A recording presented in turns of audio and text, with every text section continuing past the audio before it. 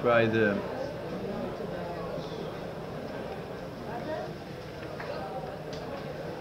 seventh day of Av already started. I think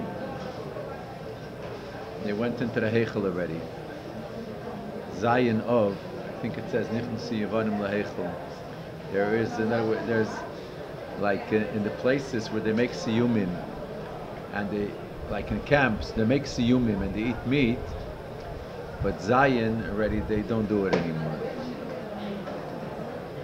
Because I think that's when the Yevon. That's what I'm sorry. That's when they went into the Heichel.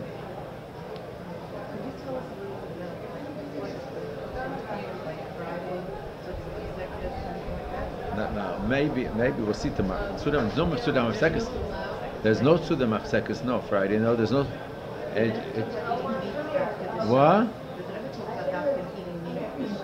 The Shabbos, yeah, the 3 days, 3 weeks, the Shabbos of 3 weeks, and especially the Shabbos of 3, yeah. We're supposed to be mafsik the Suda before you cannot eat. Shabbos, you have to finish before the Shkia, obviously. Shabbos, you can't continue eating. There's the times. You'll have the times to when you're allowed to eat.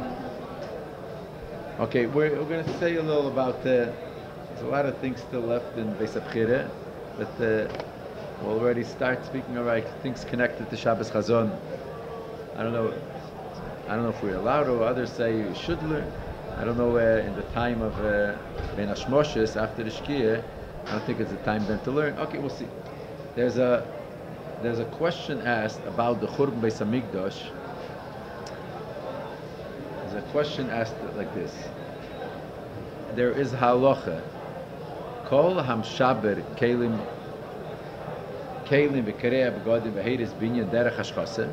Someone who breaks pots, he tears clothes, or he destroys a building for destroying, so he's aver an baltashchis.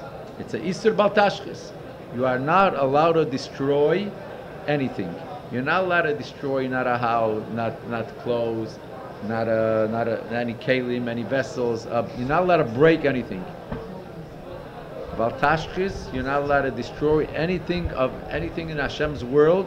A person is not allowed to destroy, and it's a isur. It's a prohibition. It's prohibited. Now, this is in general. Now about Beis Hamikdash. If you learn in the Beis Hamikdash, it says like this: there's a isur leisasun kein l'Hashem elekecha. It says, and the Rambam says, you are not allowed to destroy or break any part of the Beis Hamikdash. And the Rambam says like this. It's in the Rambam Hilchos Beis Habechira. You learned right in the beginning in Perek Aleph. Haneitetz even achas min hamizbeach, ein mikol ha'heichel, ein mibein ha'ulam lemizbeach derech hashchas haleike.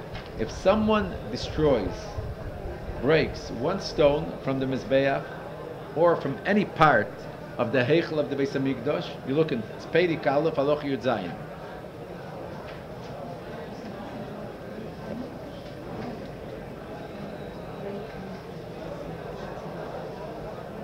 Or from the Heichel, or from Bein Ulam LeMizbeach, between the Derech Hashchoseh. In other words, you're doing it just for destroying it.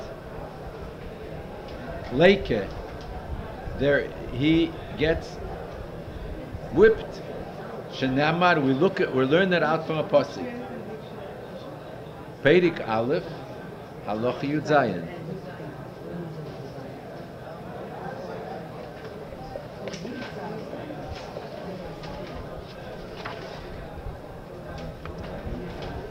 It starts in the middle of the halacha. V'chein haneitetz. It's the fifth line. Haneitetz even achas min hamizbeach, ein mikol heichol, ein bein ha'ulam lemizbeach. Someone destroys one stone from the mizbeach, or from the heichol, or from between the ulam mizbeach derech hashchoseh. In a way of for the sake of, for the way of destruction, Leike, he gets Malchus. Shenemar v'netatztem mizbechesom. This is in Parsha Re'eh, it says, when the Jews went into the Eretz Yisrael, they were obligated to destroy all the altars of the Avodah Zarah. They were supposed to destroy there as soon as they came into Eretz Yisrael. And the pasuk says, "Leisasum kein l'Hashem Elokecha." To destruction, destroy. You are what destroying a mizbeach. You are not allowed to do like that by the Eibishter. So, breaking a stone from the mizbeach or anywhere else, it is prohibited. Now, obviously, destroying the whole Beis Hamikdash. So there is a minyan mitzvahs, which is one of the 365 negative commandments. We are not allowed to destroy the Beis Hamikdash or a shul or any yeshiva. You are not allowed to destroy. And this is a prohibition. This is a isur which is counted in one of the 365 negative commandments. So the question is like this. We know Magid Dvarav Liyankiv Chukov Mishpatav L'Yisrael. Whatever Hashem says to Bnei Yisrael, all the mitzvahs that Hashem commands us, He does it Himself. So the question is, how did Hashem let the Beis Hamikdash to be destroyed? Now you're going to say, what do you mean Hashem let? Hashem destroyed it? It's not only Hashem let to be destruction. It was done with His shlichus. The pasuk says, in the Vu it says, when the Eibishter said about destruction, in Yirmi it says like this, Hineni sheleach, I'm sending, v'lokachti gemer, ve'el Nebuchadnezzar melech Bavel Abdi, I am sending Nebuchadnezzar to destroy the temple. So it was done as a message, as a shlichus, a messenger from Hashem. How is that? It's not permitted. Just like we are not allowed to destroy Beis Hamikdash, so the Eibishter is not allowed to destroy. Whatever He tells us to do, that's what He does. So it's a prohibition. It's a leisese to destroy the Beis Hamikdash. How did Hashem do it? Now you're going to say, obviously, the reason is because Bnei Yisrael are not worthy for the Beis Hamikdash. Bnei Yisrael did Avedis. Bnei Yisrael sinned. So therefore, they couldn't. The Beis Hamikdash was destroyed. That's not a reason for destroying the Beis Hamikdash. He could have begainus. He could have hide the Beis Hamikdash. It could have just like there is. Lagabe the Mishkan we mentioned. The Mishkan it says Nignes Eil Meid. The Mishkan which Moshe Rabbeinu built in the Midbar was hidden. We don't know where it is. And as a matter of fact, we're saying the same thing could be the Beis Hamikdash. Now, and really, it says, Be'amikdash it says, there's a pasuk, Tovu bo'oret shoreo. The gates of the Beis Hamikdash sunk down in the ground. And we also know many of the kelim, many of the vessels, just like you said, the Orin, and there's all other vessels, other kelim Beis Hamikdash were also hidden inside, sunken. So the Beis Hamikdash, the Eibishter could have made Bnei Yisrael are not worthy for the Beis Hamikdash, so he could make it that it should sink into, it could have sunk into the ground, and that's all. They don't have the Bnei Yisrael can have the Beis Hamikdash. They're not worthy for it. Why? But destroying the Beis Hamikdash, that is already an idea of which is prohibited. You're not allowed to. Now, about Tashchis, I'm going to a little subject here. So we have a question here. There's an Isser of Tashchis, a prohibition. You're not allowed to destroy anything. That's one thing. And besides that, Beis Hamikdash has a different Isser, Leisasen Kain. About Tashchis, we could say like this. It says, we have two questions. We have Mitzad the Isser of Bal Tashchis, You're not allowed to destroy no vessel, no clothes, no binyan. And by the Beis Hamikdash, besides Bal Tashchis, there's the Isur Leisasum Kain. You're supposed to destroy the Mizbeach.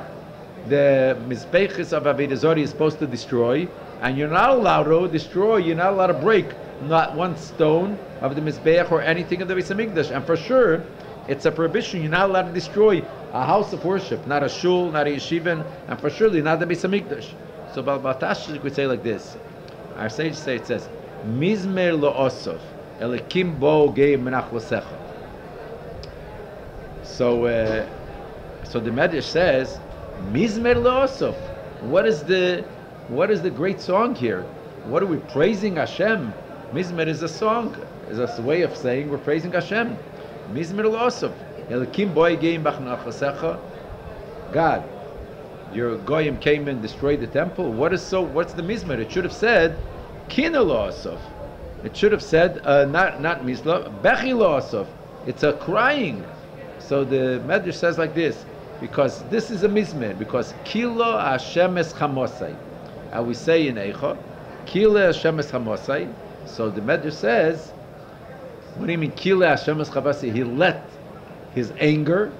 So the Medrash says, "Shofa chamosa al eitzim valabonim, shofa chamosa al Yisrael." Hashem, he poured out, right, his anger on the stones and the stones and the eitzim, and he didn't sell out his anger not on Yisrael. Therefore, that in such a case, it's not considered Bal Tashchis. When is the Isser of Bal Tashchis? Only when you destroy something for the sake, you're doing it in a way and for the sake of destroying it. It's called derech hashchose v'kilkul. You're destroying something.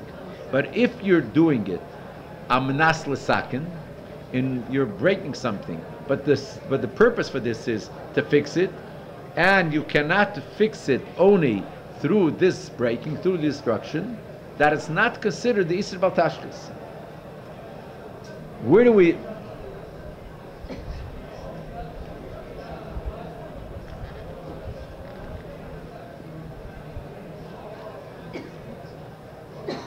By Melecha Shabbos, what's the Melechas of Shabbos? The things that we're not allowed to, the work that we're not allowed to do Shabbos. So the Gemara says, Kol hamkalkulim turim, all those who do something, they don't fix, it's just their mekalkal. How I say mekalkal? It's not this. Okay, destroying something, you are not liable for it.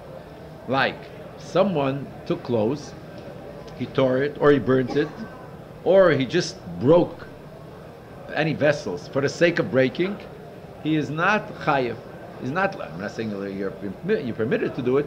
It's not a chayiv. Because what is Melecha Shabbos? Melecha Shabbos only, a work of Shabbos is only a positive work that you are creating something. Breaking something, you're not liable for. It's potter. You're not chayiv for it. Nevertheless, it says, Hakereya b'chamosei. If someone tears something for his anger, or when someone is obligated to tear Rahman al-Islam, to make kriya, to tear part of his clothes, ala mes, when someone, God forbid, dies by him, he's obligated to tear, then he is chayiv. It's considered that he is liable for it. You're not allowed to do it. Why? Mipnei shemiyashiv daiti bedover zeh, because now he becomes calm. Ve'yenuach yitzrei, his yetzer hara, so to say, his yetzer quiets down. Ve'heil b'chamose shecheches. This is what the Rambam says. Since his anger, he got it quieted down. Harei yukim saken, as if he did something. He was misaken something. He fixed something. In other words, he became his midas became fixed. He acquired. He got something. He's chayev. So similar to this, we would say, by the since the destruction of the temple was in a way was kilo chamosei, the Eibishter let go his anger. That means It helped him, so to say, calm down. So that is considered, as if we'll say, that's considered a tikkun. It's considered not an idea of destruction, it's considered a tikkun. And by the Beis Hamikdash it's even more, because by kila chamosei aleitz and balavonim, by letting down, Hashem calmed down, and he let his anger on the stones and the bricks. By this he saved Klal Yisrael. The Churban was not a Klal Yisrael, this would apply. This is not only it's kilo chamosei, but it's for the Bnei Yisrael it was considered a tikkun. It was considered that he fixed something, because the Bnei Yisrael were not hurt because of that. Even though we'll see in Eichel, we'll see in Kinnis, there was a lot of Rahman al-Itzlan. What? Liable, in other words. People liable. Yeah. So that is not considered Bal Tashchis. That is not considered a isur of we are not allowed to destroy, because in such a case, since it's not for the sake of destruction, it's for the sake something a positive came out. Whether Kila Chamosei, his anger was quiet out his anger, and Bnei Yisrael was saved. So it's not considered Bal Tashchis. That is only about Bal Tashchis. But what about when we're speaking about Leisas and Cain? Leisas, this idea that you're not allowed to destroy anything from the Beis Hamikdash or a shul or a yeshiva, whatever it is, that is, it doesn't Leisas and Cain. It says im neitit kedei lesakam vadei sharid. If it's taka true, if you're breaking a piece of stone, you're coming in shul, you're breaking a stone because you have to fix that stone. That you're allowed to. But he says that is only by Bal Tashchis, you're saying, since his anger quieted down, so it's a tikkun. But by Leisas and Cain in the Beis Hamikdash, to destroy something, that is only if you are fixing in this same object what you destroyed. The Kufa Dover. There's for shuls too, right? As a matter of fact, not only for shuls too. It's not only for shuls too. It's a clear in Ramah in Shulchan Aruch. In Ramah in Shulchan Aruch it says like this: Osur lister dober me beis hakneses. You are not allowed to destroy anything in a shul. You cannot break anything. Only Eliim Kein Eisa Manas Libnes. Only is when he's breaking that piece, only for building. But if does it for a different purpose, even though he's doing it for a positive purpose, even though he's doing it for a mitzvah, it's also you're not allowed to. The only heter, when is it permissible? Only when it's for the sake of building, and not only building, for building in this specific place. Now,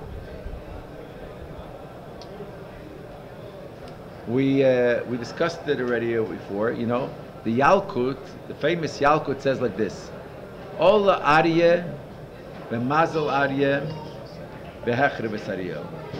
So it says like this.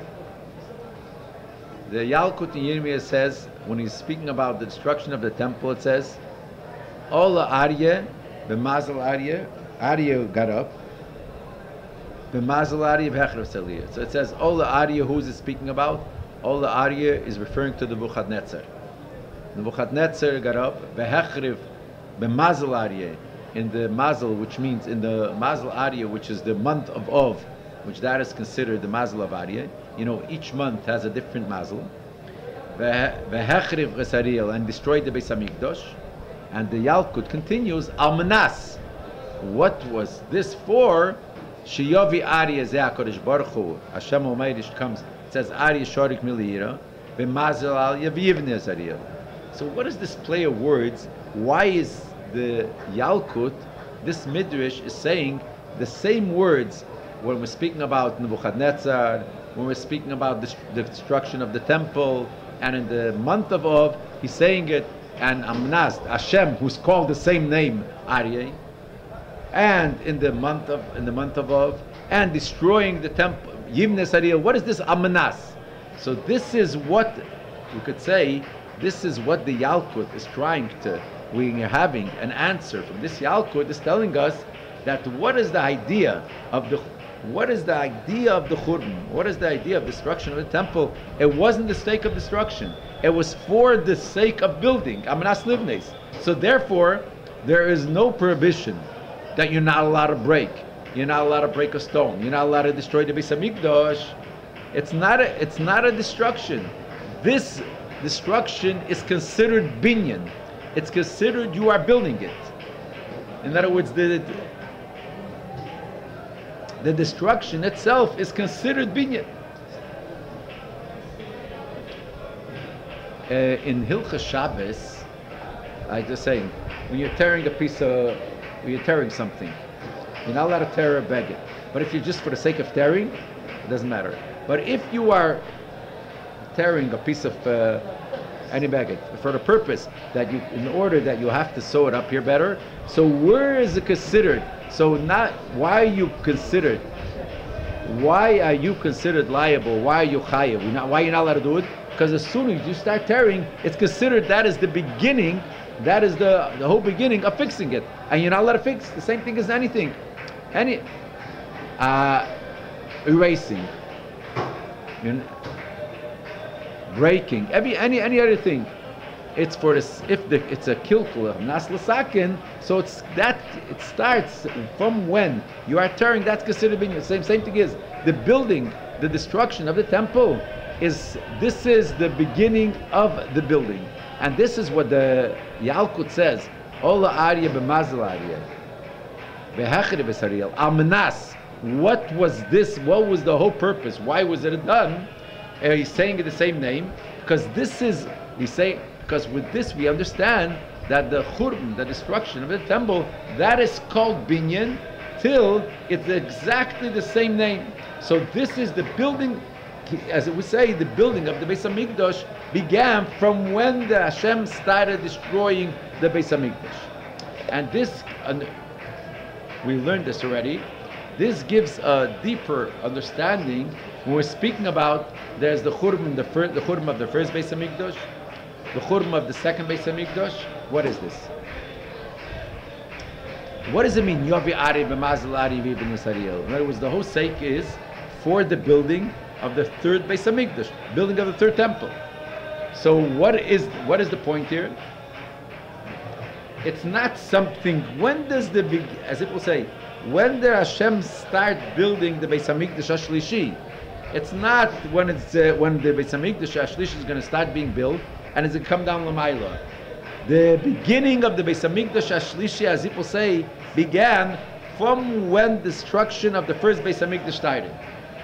And we say the whole purpose of the destruction of the temple was in order to be misaken the Beis Hamikdash. That it shouldn't be like before, and we learned this, that it shouldn't be a binyan de banash, it shouldn't be a building which was man-made, it should be a building what Hashem made. A building, and this is an eternal building. Therefore, the destruction of both temples, the first temple, is in order, as if, in other words, since Hashem wanted to build a everlasting building, which this comes only from when Hashem makes the building, so it's destroying this, the Beis Hamikdash was the beginning of the building of eventually everlasting Beis Hamikdash, which is the Beis Hamikdash Ashlishi. Okay, so we learned it in the Sicha of the Oren. That is the only way we were able to come to it. The only way, unless that it's. So there has to be a certain disintegration in the natural order before it grows. There has to be a destruction. That's what he's saying. How?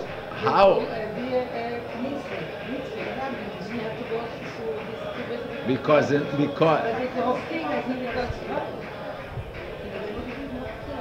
well, we will go. It's like. No, but I think it's more connected with the point in this is, maybe we'll address it in one of these. This is the whole idea of Yeridis Tzerech Aliyah. Yeridis, how do we come to the true Aliyah? How do we come to the true ascent? Which is the highest level, comes only through these Yeridis. Comes only through this destruction, losing everything, and then we come to a higher level which we'll not be able to be before. As a matter of fact, there's a whole mimer about that. It says like this: if Moshe Rabbeinu would bring in Bnei Yisrael in Eretz Yisrael, the Beis Hamikdash Mishkan would never be destroyed. Nevertheless, we would not reach this height, this higher level. How it's going to be the third Beis Hamikdash, which is going to be a Beis Nitzchi, which is higher than eternal, higher than it would if the Beis Hamikdash, if the Mishkan wouldn't be destroyed, Moshe would go into Eretz Yisrael. This is the point, that through the greater Aliyahs, through the Yeridis, what more the Yerid is, it all comes that we're going to come to a higher Aliyah.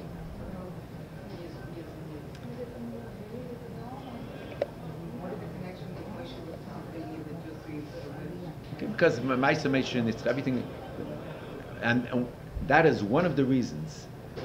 Even though in Chumash, with seemingly the reason why Moshe didn't go into Yisrael was because of the Chet of Mei Meriva, but the Eibishter had his master plan, and if Moshe would go into Yisrael, maybe Bnei Yisrael wouldn't even sin, and but we couldn't, and there wouldn't be no destruction of no Mishkan, but we wouldn't be able to come to this height.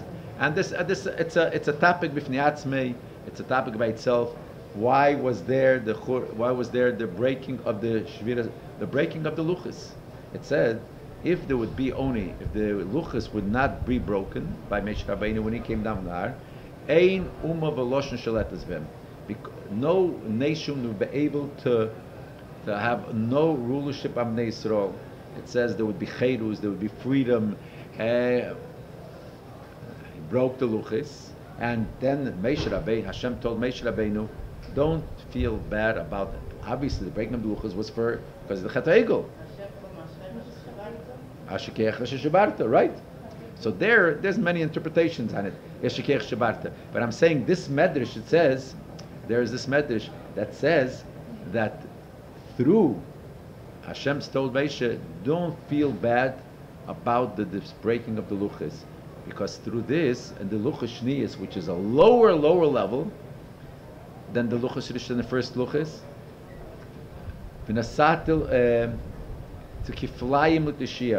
you'll have a higher and a more Torah, will be no comparison to what it was before. The first luchos the luchos itself were the stone came from above, and Hashem engraved it. The second luchos, the second tablet, came from the tent of Moshe Rabbeinu. It was a stone from here. It just Hashem engraved it in, but it was a lower level. The first luchos were broken, and through this we came to to a higher level in Torah, and a higher level. All the Yeridis, it's a topic by itself. Right. That's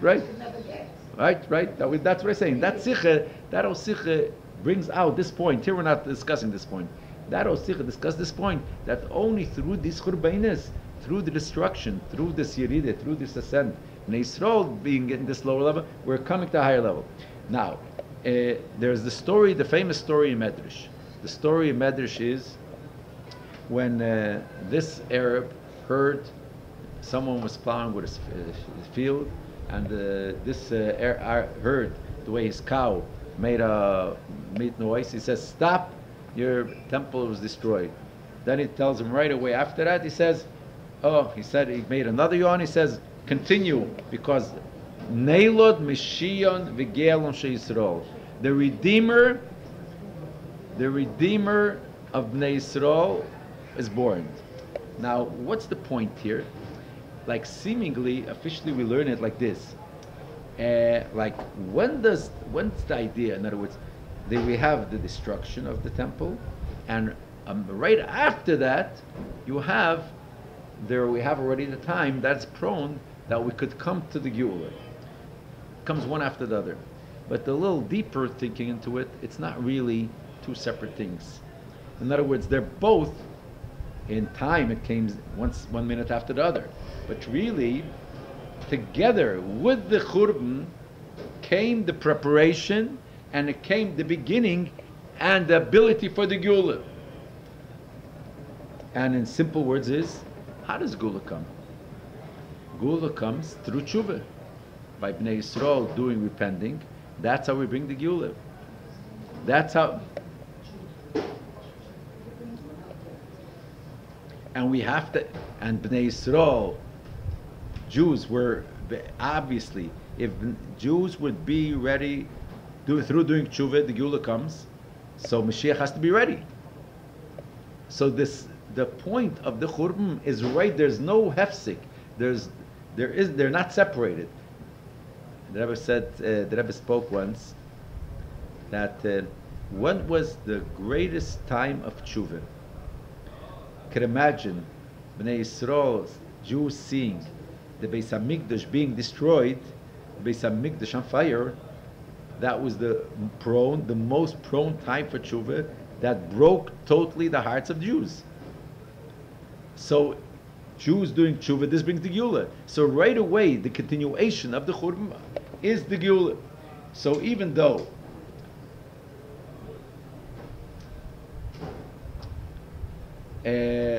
when we speak, right.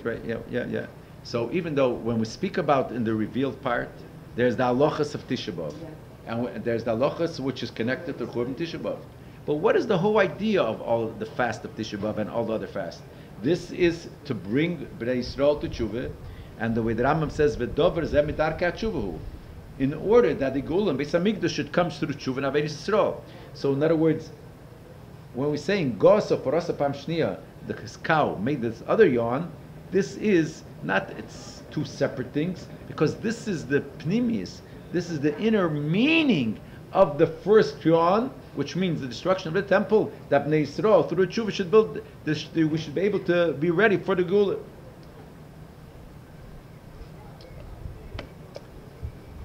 What is by Golus Mitzrayim? Really, we know by Golus Mitzrayim, really it says, V'achakach yetzu, when Hashem told Avraham Avinu, V'avodem v'inu esam v'arba me'eshono, V'achakach yetzu b'chush godlo. Hashem told Avraham Avinu that they're going to be in Golus Mitzrayim for 400 years, and then they're going to go out b'chush godlo. So, what is this? How do we learn this? In other words, the Eibishter said they're going to be in Golus, they're going to be in Mitzrayim, they're going to be tortured, and then eventually they're going to go out with a lot of money. So Chassidus explains Narin. We know that the whole purpose of Golus Mitzrayim is the Rechush Gadol. The whole purpose of Golus Mitzrayim is to go out to reach this higher level. And the Gemara tells the story. It says like this: when Moshe told Bnei Yisrael, go to your neighbors and borrow from them Klei Chesed, Klei Zov. It says, can you imagine someone is in slavery, someone is in prison, and you say, you know what, wait another while, and you're going to get a lot of money for it, and you go out. So the guy will say, what you're going to say is, please let me out a minute before. I don't care about all this richness. I don't care about all this money. Let me go. So this is what the Gemara says. This example. What did the Moshe Rabbeinu say? No. So simply it says, I can't go down because I promised Avraham. I promised Avraham, so I can't go back on this is what I promised Avraham is going to be. But the way Chassidus explains, that's not only because I promised Avraham, because that is the whole purpose of Golus Mitzrayim. The whole purpose is to come to this Rechush Gadol, to come to this elevation, or in the Lashon Chassidus would be the Birur HaNetzutzis, the elevating of all these God of the sparks that are in Mitzrayim.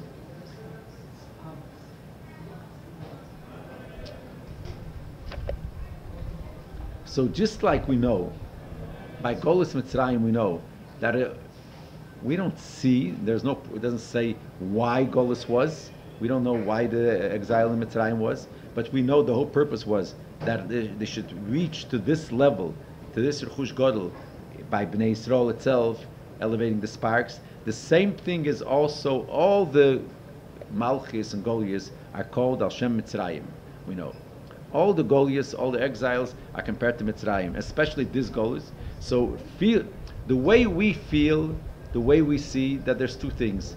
There's idea of Goliath here, there's idea of exile, there's idea of destruction, and then there is a while later we're going to receive the Churim. But really, in the depth, since the whole purpose of the Golus is for the Aliyah, the whole purpose of this exile is for the elevation, which is going to be in the when the Gula is going to come.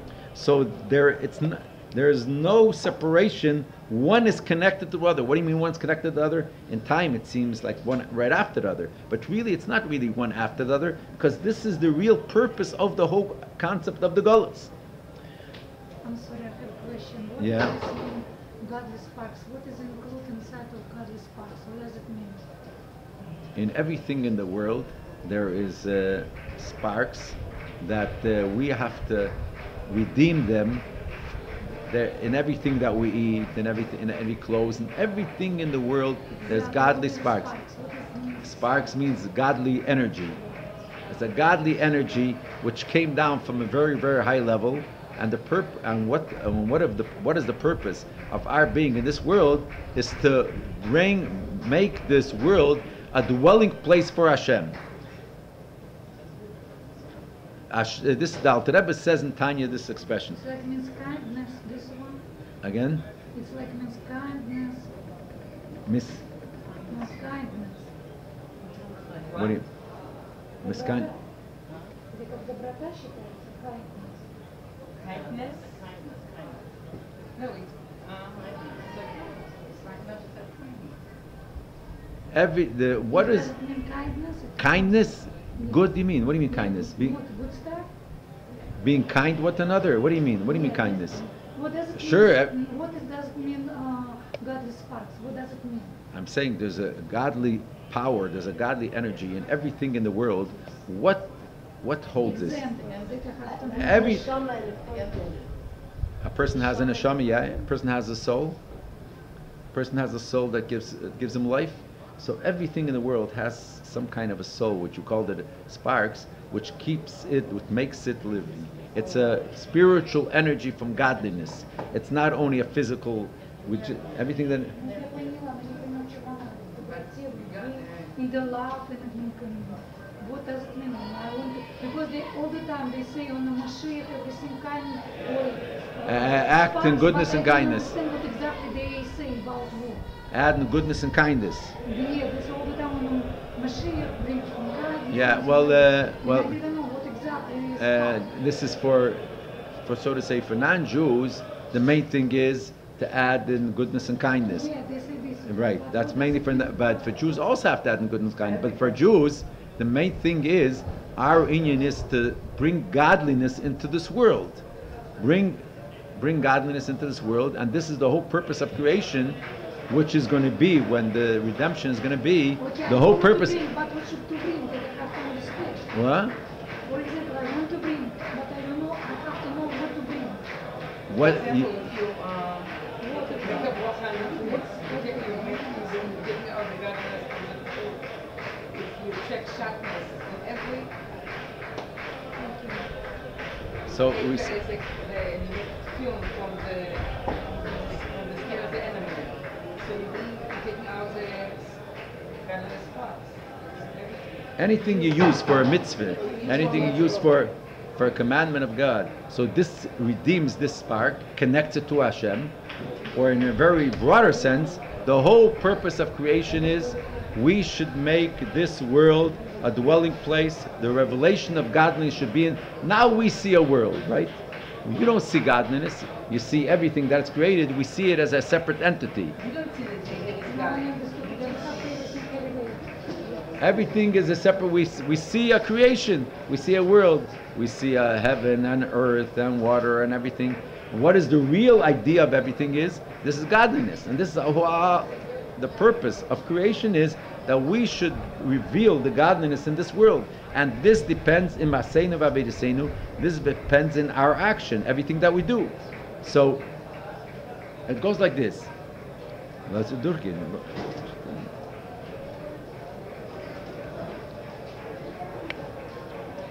This depends on all our actions, right?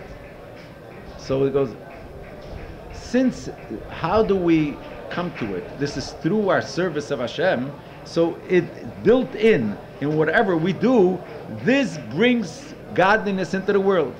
So great tzaddikim, great righteous people, they see in the Golus, they see in the exile, they see the revelation which is going to be when the redemption is going to be. We don't see it with our flesh eyes. We don't see it. So by us, it's like there's separation. There is the time of Golus, and then there's the purpose of Golus. But great tzaddikim see in this Golus, in every Yeride, in every part, what is happening. They see what is the real pnimius, what is the inner part here, the revelation of godliness which is going to be when the Gula is going to come. And this is similar to the whole idea, what we're speaking about, the destruction of the temple, that what is the pnimius, what is the real ultimate, what is the idea of the destruction? This is the beginning of the building of the third temple. And this is the whole point, as they say, the 3 weeks, the 9 days, and really this is the inner part of Tisha B'Av, the inner part which is revealed to Shabbos Chazon, that what is really here, this is a time that the Beis Hamikdash is being built. This is the time that the Beis Hamikdash is being revealed. And this is the prone time of Beis Hamikdash revealed. But it depends on our action. Okay. Does that mean, when you started with saying by Zion, they already went into the... Yes. So does that mean that we're getting closer to...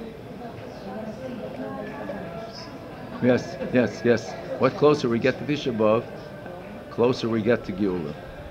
Because, and it says, Eina Geula Ba Ela B'Tisha B'Av. The Mashiach is...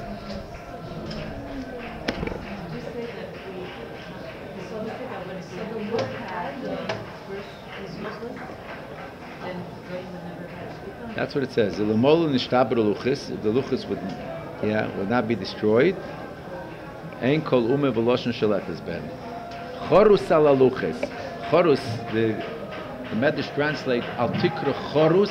Chorus simply means engraved. Al tikra chorus erocherus. Freedom. We would be freed from Shibud Malchis. As a matter of fact, it said we would be freed also from the Malach HaMovis. So, just like you say, what if there wouldn't have been the Chet Eitzadas? But this is the master plan of Hashem. We don't understand it. That Neira Lila Bnei Adam. This is all planned. There should be a Chet, and then there should be an elevation. Then there should be another Chet. Then there should be the Shviras Haluches, the Egel, and through all this, every time we have another Yerida, we come to a greater Aliyah.